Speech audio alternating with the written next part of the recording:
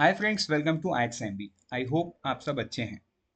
So what we are going to see in this lecture is for the NABARD exam which is ESI MCQ series part 1, right? So before I begin, let me tell you, do not forget to download the PDF of this lecture from the description box. And what I am expecting you to do is, once I show the question, you just take 10 to 15 seconds, pause the video for 10 to 15 seconds and try to answer, so that it would help you to understand the level of your preparation. These are very basics question from the ESI, and also solution ke sath we will also discuss few other thing as well. Let's quickly begin with the first question. Which of the following situation will result after high growth?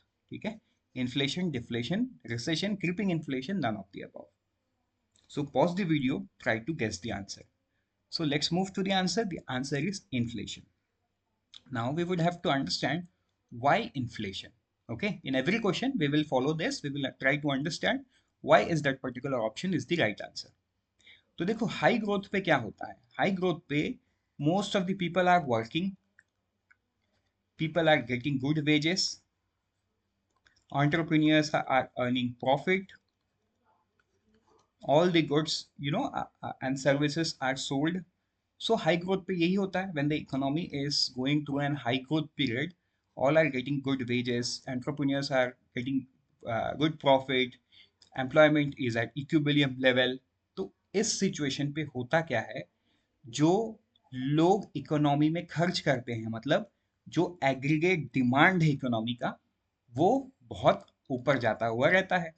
And जब aggregate demand ऊपर जाता है तो उसके साथ क्या होना चाहिए? एग्रीगेट सप्लाई भी ऊपर जाना चाहिए, बट एग्रीगेट सप्लाई ऊपर नहीं जाता है। उस केस पे क्या होता है? Inflation, a general rise in price over a period of time. क्योंकि डिमांड एंड सप्लाई का कर्व कैसे ऐसे दिखता है, ये है इक्विलिब्रियम पॉइंट। तो जैसे ही ये शिफ्ट अलोंग द कर्व होता है तो इन्फ्लेशन का सिचुएशन अराइज होता है। आई होप ये आपको क्लियर है। आगे बढ़ते हैं हम हमारे क्वेश्चन 2 में। Again follow the same 12 second rule. Inflation can be controlled by which of the following methods? एक है indexing, nominal GDP estimation, cutting savings rate, increasing taxes, none of the above. Right? अब हम देखते हैं answer. Answer है indexation. Simple terms में indexation का मतलब क्या है? मान के चलो कोई पर्टिकुलर गुड का प्राइस 120 रुपीज है आज के दिन में, ठीक है, present day, and base year में इसी प्रोडक्ट का प्राइस था मान के चलो 100 रुपीज, ठीक है, बेस ईयर में। तो सिंपल सा बात है, 120 अपॉन 100, इसको हम मल्टीप्लाई कर देते 100, तो हमारे पास क्या आएगा आंसर? 120। तो ये है वो इंडेक्स। इंडेक्सेशन मींस एडजस्टिंग ए प्राइस, वेज और other value based on the changes. मतलब ये 120% से ये इंडेक्सेशन का वैल्यू आया है। इसी को क्या बोलते हैं? इंडेक्सेशन। मतलब सभी सभी प्राइसों में 120% का इजाफा हुआ है। करेक्ट? तो आगे इसको पढ़ते हैं। इन अनदर प्राइस और composite indicators of prices, indexation can be done to adjust the effect of inflation, cost of living और input price over a period of time। मतलब आप सीधा सीधा ये 100 को 120 में कन्वर्ट कर दे रहे हो, और ये 120 is the new 100, so in that case the inflation will become zero। And ये थियोरेटिकली नहीं हो रहा है, यहाँ पे एडजस्ट इन प्राइस पे भी एडजस्ट हो रहा है, ये वेज पे भी हो रहा है, एंड अदर वैल्यू। तो अल्टीमेटली ये मैथमेटिकली क्या हो जाएगा? इन्फ्लेशन जीरो हो जाएगा, क्योंकि 120 would be your new 100। Right? So आगे बढ़ते हैं हमारे नेक्स्ट क्वेश्चन पे, that is question number 3। Which of the following has highest weightage in WPI calculation? Fuel and power, primary articles, services, manufactured item और food articles? The correct answer here is manufactured items। तो ये देखो, all commodities का wait है 100%, जिसमें primary article का wait है 22.6, fuel and power का है 13.2 और मैन्युफैक्चर्ड का है 64.2। तो your correct answer is manufactured item. The next question, question number 4. People try to hold minimum and maximum savings in times of inflation. This phenomenon is called which of the following? Pause the video, try to guess the answer. Among inflation tax, inflation premium, shoe leather cost of inflation, inflation spiral, inflation accounting. इसमें से सही answer क्या होगा? आगे चलते हैं, हम answer देखते हैं। जो सही आंसर होगा वो होगा शू लेदर कॉस्ट ऑफ इन्फ्लेशन। तो अब ये शू लेदर कॉस्ट ऑफ इन्फ्लेशन क्या है? तो देखो, जब ये कॉन्सेप्ट आया था तब क्या होता था? आज के दिन में हमारे पास बैंक अकाउंट तो हमारे फोन में है, यूपीआई है हमारे पास, हम फोन से सब कुछ कर सकते हैं। लेकिन ये कॉन्सेप्ट तब बना था जब ये सब टेक्नोलॉजी एंड सिस्टम्स नहीं था। तब आपको मनी विड्रॉल करने के लिए फिजिकल बैंक में जाना पड़ता था, राइट? तो आप इन्फ्लेशन के लिए क्या करते हो? इन्फ्लेशन के समय में सब चीजों का दाम ज्यादा रहता है, करेक्ट? सब चीजों का दाम ज्यादा रहता है, मतलब आपको रोजमर्रा जिंदगी जीने के लिए क्या करना पड़ेगा? बार बार बैंक जाना पड़ेगा। क्यों? पैसा निकालने, बार बार विड्रॉ करने बैंक जाना पड़ेगा। तो आप तो जूता पहन के जाओगे ना, तो आपको जूता घिस जाएगा। तो उसी कॉन्सेप्ट को बोला गया शू लेदर कॉस्ट ऑफ इन्फ्लेशन। मतलब इन्फ्लेशन की वजह से आप ये जो बार बार बैंक जा रहे हो और आपका जूता घिस जा रहा है, उस वजह से इस फिनोमिनन को बोला गया है shoe leather cost of inflation. So I hope concept के साथ साथ आपने एक इंटरेस्टिंग चीज भी सीखा है। अगर आपने सीखा है तो कमेंट सेक्शन में यस करके लिखो, नहीं तो एक स्माइली डाल दो। So let's move to the next one, that is question number 5। RBI and Government of India signed monetary policy framework agreement in which year? कौन से ईयर में reserve bank of India and government of India ने monetary policy framework agreement को sign किया है? The correct answer here is 2015। तो देखो ये कब हुआ था? 20th day of February 2015, means 2002 2015 was the day, right? And इसको गवर्नमेंट ऑफ इंडिया की तरफ से मिनिस्ट्री ऑफ फाइनेंस था। प्रेसिडेंट ऑफ इंडिया हमेशा साइन करता है, मतलब under the seal of president of India. So president of India acting through ministry of finance, government of India and reserve bank of India, इन दोनों के बीच में ये फ्रेमवर्क साइन हुआ। Okay, let's move to the next question. Which kind of population pyramid typically has triangular shape? Expansive, stable, constructive, stationary, none. So let's see the answer. The answer is expansive. अभी यहाँ पे हम एक concept को भी समझेंगे।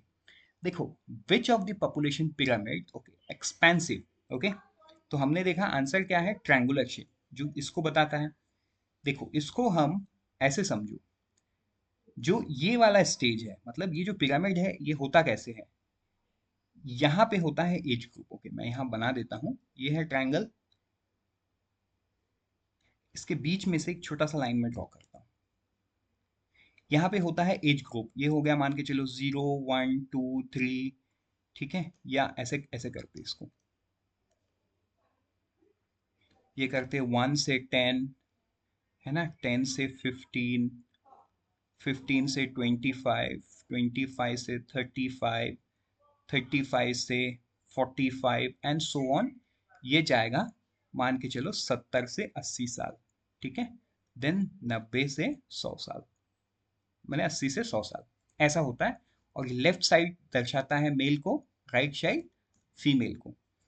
तो expensive का मतलब ये है, ये जो ट्रायंगल शेप आप देख पा रहे हो, मतलब ये जो एज ग्रुप है 1 से 10, है ना, 10 से 15, 15 से 20, इस वाले जगह पे सबसे ज्यादा लोग हैं।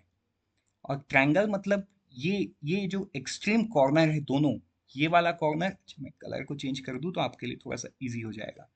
ये वाला कॉर्नर, ये वाला कॉर्नर और ये वाला कॉर्नर क्या दिखाता है? 0 to 10, मतलब एकदम छोटे बच्चे। अब एकदम छोटे बच्चे पैदा हो गए इकोनॉमी में, कंट्री में, राइट? उसका मतलब क्या है? पॉपुलेशन ग्रो कर रहा है। वही तो सवाल था तुम्हारा, विच of the population pyramid typically has triangular shape? Expensive मतलब पॉपुलेशन एक्सपैंड कर रहा है। अगर सिचुएशन ऐसा, अभी यहाँ पे देखो, अगर सिचुएशन ऐसा है, इसका मतलब क्या? ये ग्रो कम कर रहा है, बट 15 से 65 में अच्छे खासे लोग हैं, मतलब यंग पॉपुलेशन बहुत है यहाँ पे। लेकिन यहाँ पे देखो एक लीनियर है, 15 से 65 एकदम सही तरीके से है, वैसा स्टेशनरी, ठीक है, वैसा कॉन्ट्रैक्टिंग। सो आई होप ये आपको समझ में आ गया। Let's move to the next one, that is question number 7. National population policy, which has long-term objective to have a stable population in country, by which year? तो again follow the 10 second method. आगे बढ़ते हैं हमारे answer पे, वो है 2045। तो देखो इसके पीछे एक छोटा सा थ्योरी को हम समझते हैं। जो नाइन्थ 5 ईयर प्लान था, इन 1993 में आया। उस समय गवर्नमेंट ने क्या किया था, एम एस स्वामीनाथन के अंडर में एक पॉपुलेशन पॉलिसी फॉर्म करने के लिए कमिटी बनाए थे। एम एस स्वामीनाथन, तो आपको याद रखना है। अभी एम एस स्वामीनाथन का जो कमिटी है, ये new population policy drafted, a new population policy 1994 में इन्होंने ड्राफ्ट किया। अभी देखो 93 में कमिटी बना, 94 में इन्होंने ड्राफ्ट कर दिया। अभी फैमिली वेलफेयर डिपार्टमेंट जो है, उन्होंने 1999 को इसको रिव्यू किया एंड देन पार्लियामेंट में पास किया 2000 को। मतलब एम एस स्वामीनाथन ने जो बोला था, वो उसको रिव्यू किया गया किसके द्वारा, फैमिली वेलफेयर डिपार्टमेंट इन 1999। फिर पार्लियामेंट में पास हुआ as the new population policy in the year 2000। अभी यहाँ पे समझने वाला बात ये है, बैकग्राउंड स्टोरी, जो एम एस स्वामीनाथन है, उन्होंने बोला था कि 2015, मतलब ये जो 2045 है, ये जब 1999 में रिव्यू हुआ फैमिली वेलफेयर डिपार्टमेंट, उन्होंने इसको बढ़ा के 2045 कर दिया। बट एक्चुअली में एम एस स्वामीनाथन ने क्या बोला था, 2015। तो ये जो क्वेश्चन है ना, ये दो तरीके से फ्रेम हो सकता है और दो अलग अलग आंसर होगा, इसीलिए मैंने आपको ये कॉन्सेप्ट को यहाँ समझाना उचित समझा। राइट? मतलब अगर आपको पूछा है नेशनल पॉपुलेशन पॉलिसी, तो ये 2045 होगा। लेकिन अगर यही पूछा कि as per the draft of M S Swaminathan, तो तब आपको 2045 आंसर नहीं होगा, तब होगा आंसर 2015। तो देखो ये ड्राफ्ट का एक क्रिटिसिज्म भी है कि ये 30 साल आगे लेके गए हैं गवर्नमेंट इसको। ठीक है? सो आगे बढ़ते हैं हमारे नेक्स्ट क्वेश्चन पे, question number 8। As per national population policy which of the following is targeted total fertility rate? ठीक है, टोटल फर्टिलिटी रेट कितना होना चाहिए as per national population policy? तो आंसर देखते हैं हम, आंसर है 2.1। तो देखो 2.1 तो है, लेकिन ये एक लेटेस्ट डेटा है NHFS 5 से, जो आई गेस मई मंथ में रिलीज हुआ है। उसके हिसाब से टोटल फर्टिलिटी रेट क्या है? Total fertility rate is 2.0 children per woman, which is decline to 2.2 from 2015-16 and is currently below the replacement level of 2.1 children per woman. अब एक कॉन्सेप्ट को समझते हैं कि टोटल फर्टिलिटी रेट है क्या। TFR का मतलब है एक woman, right?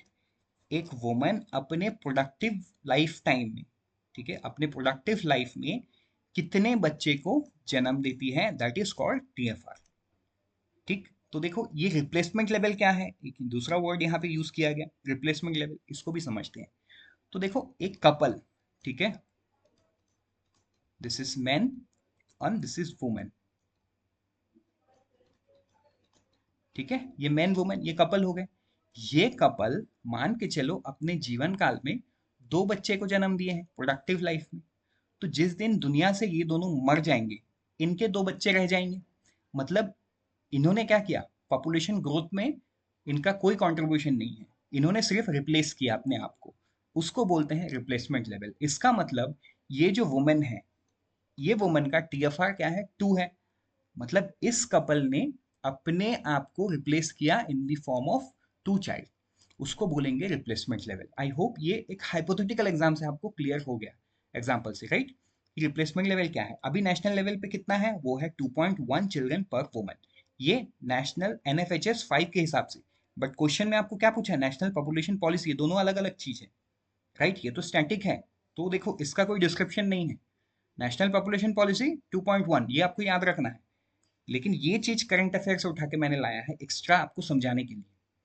Then there are only 5 states in India which are above replacement level of fertility, which are Bihar at 2.98, Meghalaya 2.91, Uttar Pradesh 2.35, Jharkhand 2.26 and Manipur 2.17। ये NFHS 5 के हिसाब से है, प्लीज नोट दैट। ठीक है, मतलब आपको ये डेटा कहाँ से आया है, डोंट गेट कंफ्यूज, ये नेशनल पॉपुलेशन पॉलिसी का डेटा नहीं है, ये आपके करंट अफेयर, आपने इसको बीपीडिया में ऑलरेडी पढ़ चुके हैं। NFHS 5 का डेटा है ये। Then Bihar and Meghalaya have the highest rates, while the lowest are Sikkim and Andaman and Nicobar Island in the country। आगे बढ़ते हैं हमारे नेक्स्ट सवाल पे, question number 9। Foreign exchange management act 1999 which came into force on which of the following date? आपको date बताना है। आगे बढ़ते हैं, इसका आंसर को देखते हैं, वो है 1 जून 2000। ठीक है, 1 जून 2000। तो सेक्शन 10(4) एंड सेक्शन 11, ठीक है, ये इस एक्ट का जो इस एक्ट से पावर आरबीआई ड्रॉ करके सबको ये बताया कि this shell come into force from 1 जून 2000। ठीक है, आगे बढ़ते हैं हमारे नेक्स्ट न्यूज पे, दैट इज क्वेश्चन नंबर 11।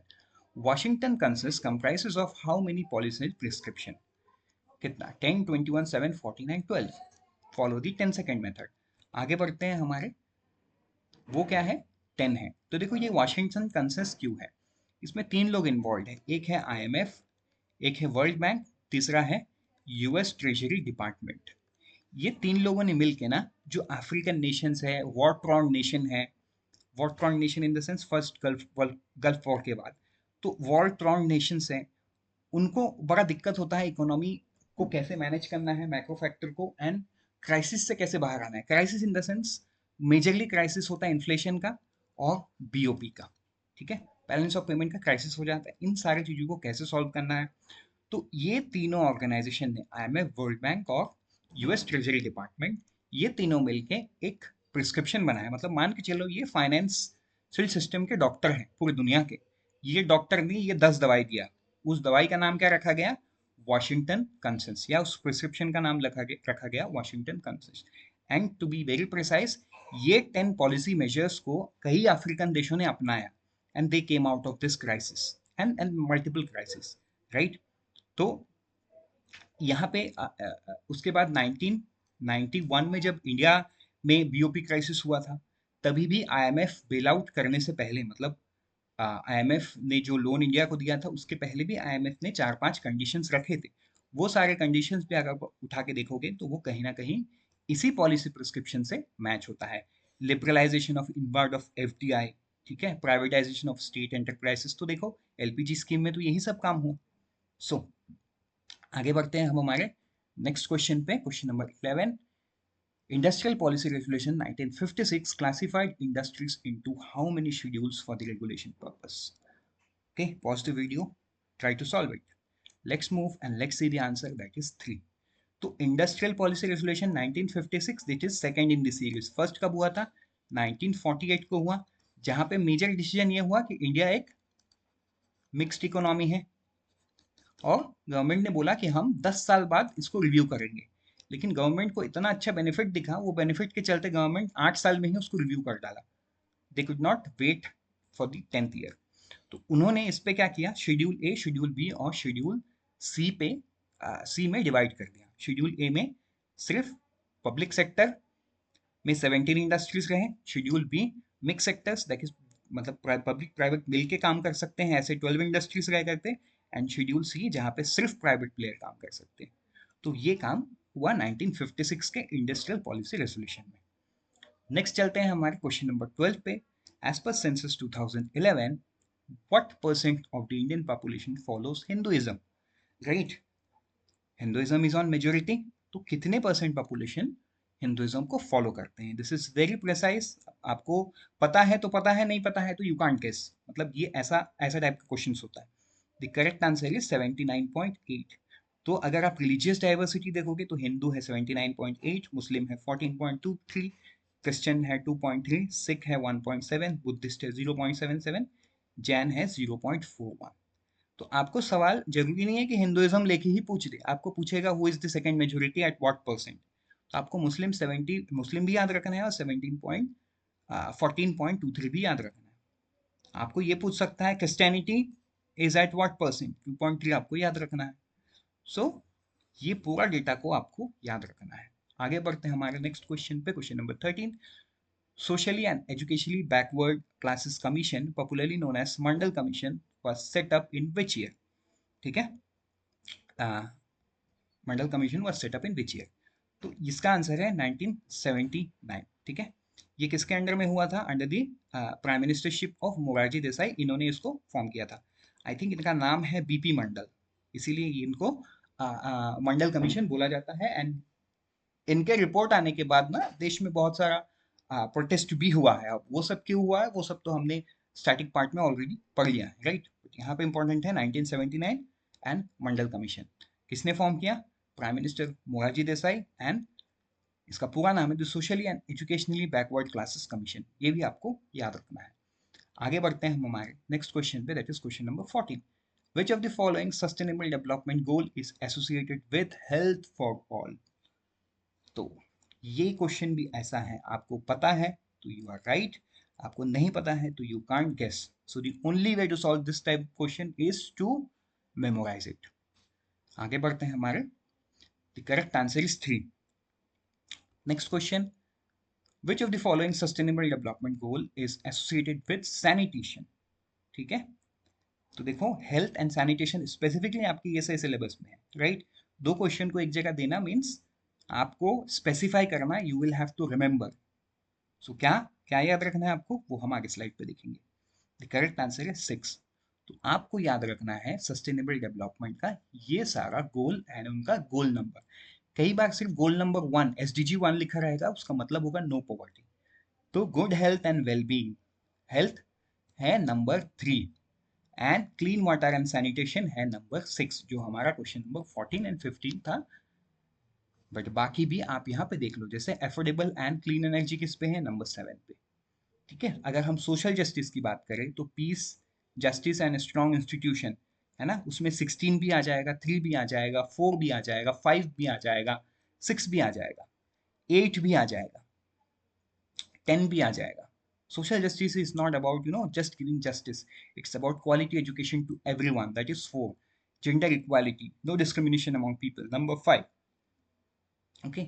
तो इस तरीके से आपको इस गोल्स को याद रखना है। Best thing to do is take a screenshot, mobile का वॉलपेपर बना लो। आपको मेहनत करने की जरूरत ही नहीं है, सुबह शाम देखोगे ना आपको याद हो जाएगा। Believe me, this is going to help you. With this, we are done. Unfold your potential with IXMB. Thank you. All the best. Prepare 50% faster with IXMB.